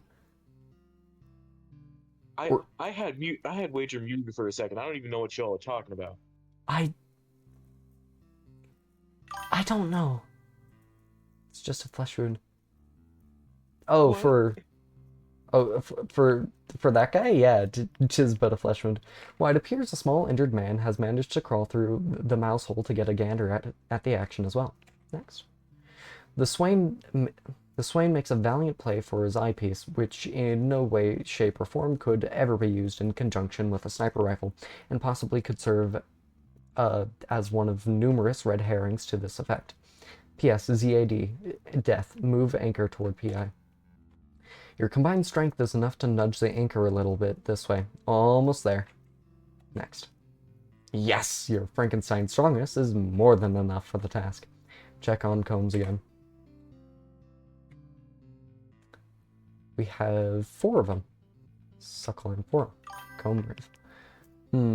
That point Sam made is a bit controversial. I now agree partially with Sam. Great. What? I'm losing my mind. Actually, you know what? Yeah, it's... I'm just going to go with my own logic here, with regards to, Sam's opinion, and I'm going to agree with it, despite his, controversial points that he, brought up. You know, one of the impetus combs is complete. There are two more on its heels, that will also be finished very soon. The completed comb is fitted into the Tecton hive. The Lazy Susan of Endowment is spun to position PI's suckle and fora beneath the hive. MK, FAD, take a brawl into Dollhouse Pantry. You both enter the pantry. It is quite cozy and domestic, and a man could make himself real comfortable in here. There appears to be a Lazy Susan on the table. I wonder what the Lazy Susan is for. I wouldn't know. Hi, welcome back. Where'd you go? I got kicked out. Ah. Alright. We love Discord sometimes. Heroes, reach final level. You have ascended to level 66,666 at long last. There is a huge portal opposite of the one linking to the now defunct Death Star window. The view seems out of focus. There are cracks on the floor/ceiling, another on the ceiling/floor. That doesn't seem very good. Jesse, do you agree with Sam, or do you not agree with Sam, or do you partially agree with Sam? Me personally, I would agree with him, but not strictly for the reasons that he presented. Transfer partially agrees with him because of the points he's brought up and some being controversial. Nah, I disagree. He's a fucking idiot. Hmm. Damn. I guess I am. Heroes, turn crank. The clock tower of Cartesian alignment comes into focus. Still, it is very far away and difficult to read. You wonder if there's any way to zoom in on it. Now that I have considered all sides, I have realized that Sam has many great points, and now realize that Jesse is mostly correct. Hmm. You know, you are very wishy-washy, Transfer, although that could be considered as a good thing considering you are taking in light of new evidence that is provided. But also, you could be too wishy-washy in the fact that you could be taking any evidence at face value and just accepting it, thus making you flip back and forth between truth and falsities. But yeah. So since the nerf of the Drifter Junk Cube not giving scrapping, I have realized the absolute amazingness of the other secondary that I have never properly loved. This secondary is fucking amazing. I love it.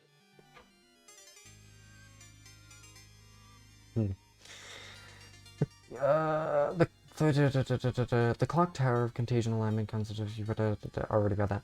PI, comb rave, anchors away. You prepare to fill your suckle amphora to fuel your devastating anchor attack. Oh my god, this is going to be awesome. MK, smash suckle amphora over FAD's head. Yeah. Oh. With little regard for dollhouse property, you shatter the small, delicate glass vessel over your adversary's thick cranium. Look at this mess. Next. Dick Taylor. MK, replace amphora with a new receptacle. Oh. Oh god. Why is he so... You find a striking suckle chalice in one of the cabinets. It is promptly filled with the jocose honey, tapped from the fourth comb. DMK, comb rave, fill him with daylight. Oh. Oh. Whoa. DMK powers up for a ridiculously deadly attack. You better figure out a way to get as far away from him as possible. I don't care what sort of defensive Aegis or ambient you've got. If you are within the blast radius of this one, it will kill you all. PI, throw anchor overboard. You drop the anchor. Now that you think about it, you wonder why you thought you needed to use a comb rave. You just throw a silly old anchor. Next. The anchor latches onto the base of the Cathedral of Synthetic Ascension. Next. The tension of the rope causes the Chicago overcoat to veer off course outside the reach of DMK's attack. Skip that. Nope, this one doesn't have the lyrics. Next. Right? Yeah. You sling 180 degrees around the cathedral to the other side, opposing a view of the clock tower of Cartesian alignment. Next. Problem Sleuth mans the wheel for no very good reason, since it doesn't actually serve any purpose in steering the ship. Still, maintaining appearance of command over the vessel is good for morale. From the wheel's portal, you can see your own ship swing into view, passing in front of the cathedral's central eye. You begin to contemplate the vantage of the wheel's corresponding portal. Flee into dollhouse and wear a corset. Hardly took any damage from the previous skirmish. It seems she's a rather resilient old battle axe. You are going to have to resort to something with a little more bite, but she's not about to keep brawling without her corset. I didn't think of that before. I now fully disagree with Sam. What? Now, but what if I were to agree with you, Transfer? God damn it. I don't think that works like that. You are now disagreeing with yourself by disagreeing with me, whom agrees with you. That's not how that works. Sure it is. No. Because that's a different opinion, right? Our brains are shrinking. You're correct.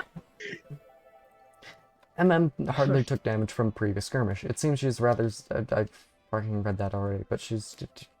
Next. Someone has stolen your corset. Son of a bitch! Next. HG, loosen scale bonus. Ascend to attic.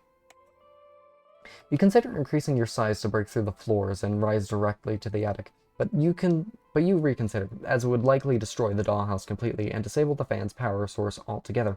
That would be a very bad idea. Aggress. While you are daydreaming about such things, Madame Mural dips her skeleton brush into the palette paintings. She applies a variety of colors to the brush. Now the real question, what evidence is Sam's point based on? This 2-foot-long spoon. Ah. You see, it's long, right? It's just long. It's not a large spoon. So, like, if it were a large spoon and not just a long spoon, then it would be valid. But it's a long spoon and not a large spoon, thus not valid. Oh, hey, or at least not fully valid, anyway. I should also ask Ethan you this question real quick. Where's my video? Where is it? Oh,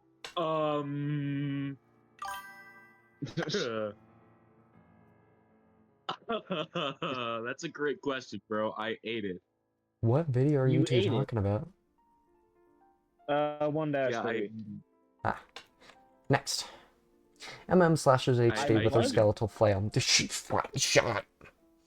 No sultry artisan dominatrix would be caught dead without one. Next.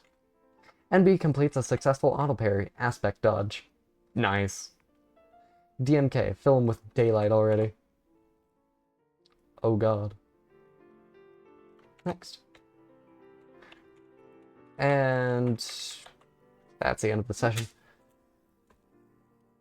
Now, transfer. I would highly suggest that you take all the points that have been considered up until now and fully concretize your opinion on Sam's opinion. Do you agree with him? Do you not agree with him? Do you partially agree with him? Do you mostly agree with him? Do you mostly not agree with him? No, our brains are shrinking. Throw all of that information out of your room. Anyway. Big spoon. We have 5 chapters left. Chapter 18 through 22, Superstring Strata, Ascension, Alignment Conjugation, Temporal Replica Collision, BHMK. Now I know why. And Sepulchre. Now I know why Drifter was such a fucking pain in the ass to play before. Because I was playing with the stupid secondary. The cube is actually dumb. Alright, let's close that and that. Dealing flying enemies is so fucking easy with this other secondary. I'm not like dying every 2 seconds to them. Alright. Archive. Coming soon, coming soon. They still haven't arrived yet. Sad. Sad. Although I would have known if they had come yet. I do suppose they are just reading through the Homestuck epilogues right now, so eh. And also this. 9 days. Until something happens. I'd say that his point has been on the wrong subject, and therefore not important to the subject at hand. Ew, the sulfur pools. Yeah. Yeah. Yeah, I'm still gonna profess my opinion on it though, because even though it's not important to the subject at hand, I'm still gonna make my opinion known about it. Pissed. Pissed? Can I drink it? Yeah, I personally... You could drink it, but that would be a very bad idea. You could drink it. My opinion on his opinion is Hergesflurgen. This is a possibility. me.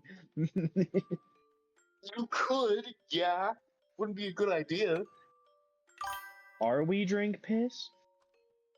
When we drink? On that basis, Why? I would say that I partially agree with Sam's point. And how about for his original?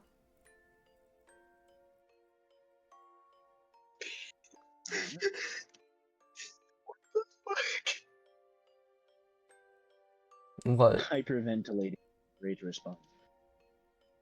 What's wrong, Sam? My brain is shrinking. Our brain shrinking, get it right. Mine is just fine. In fact, if anything, it is expanded. Oh, his original. Okay. I would say that I partially agree. So you partially agree on both. All right. That seems to check out. Me personally, Get back here. I you agree with his first, but I disagree with the second. son. You're I'm right. getting old. Yo. Yo. I'm getting bullied.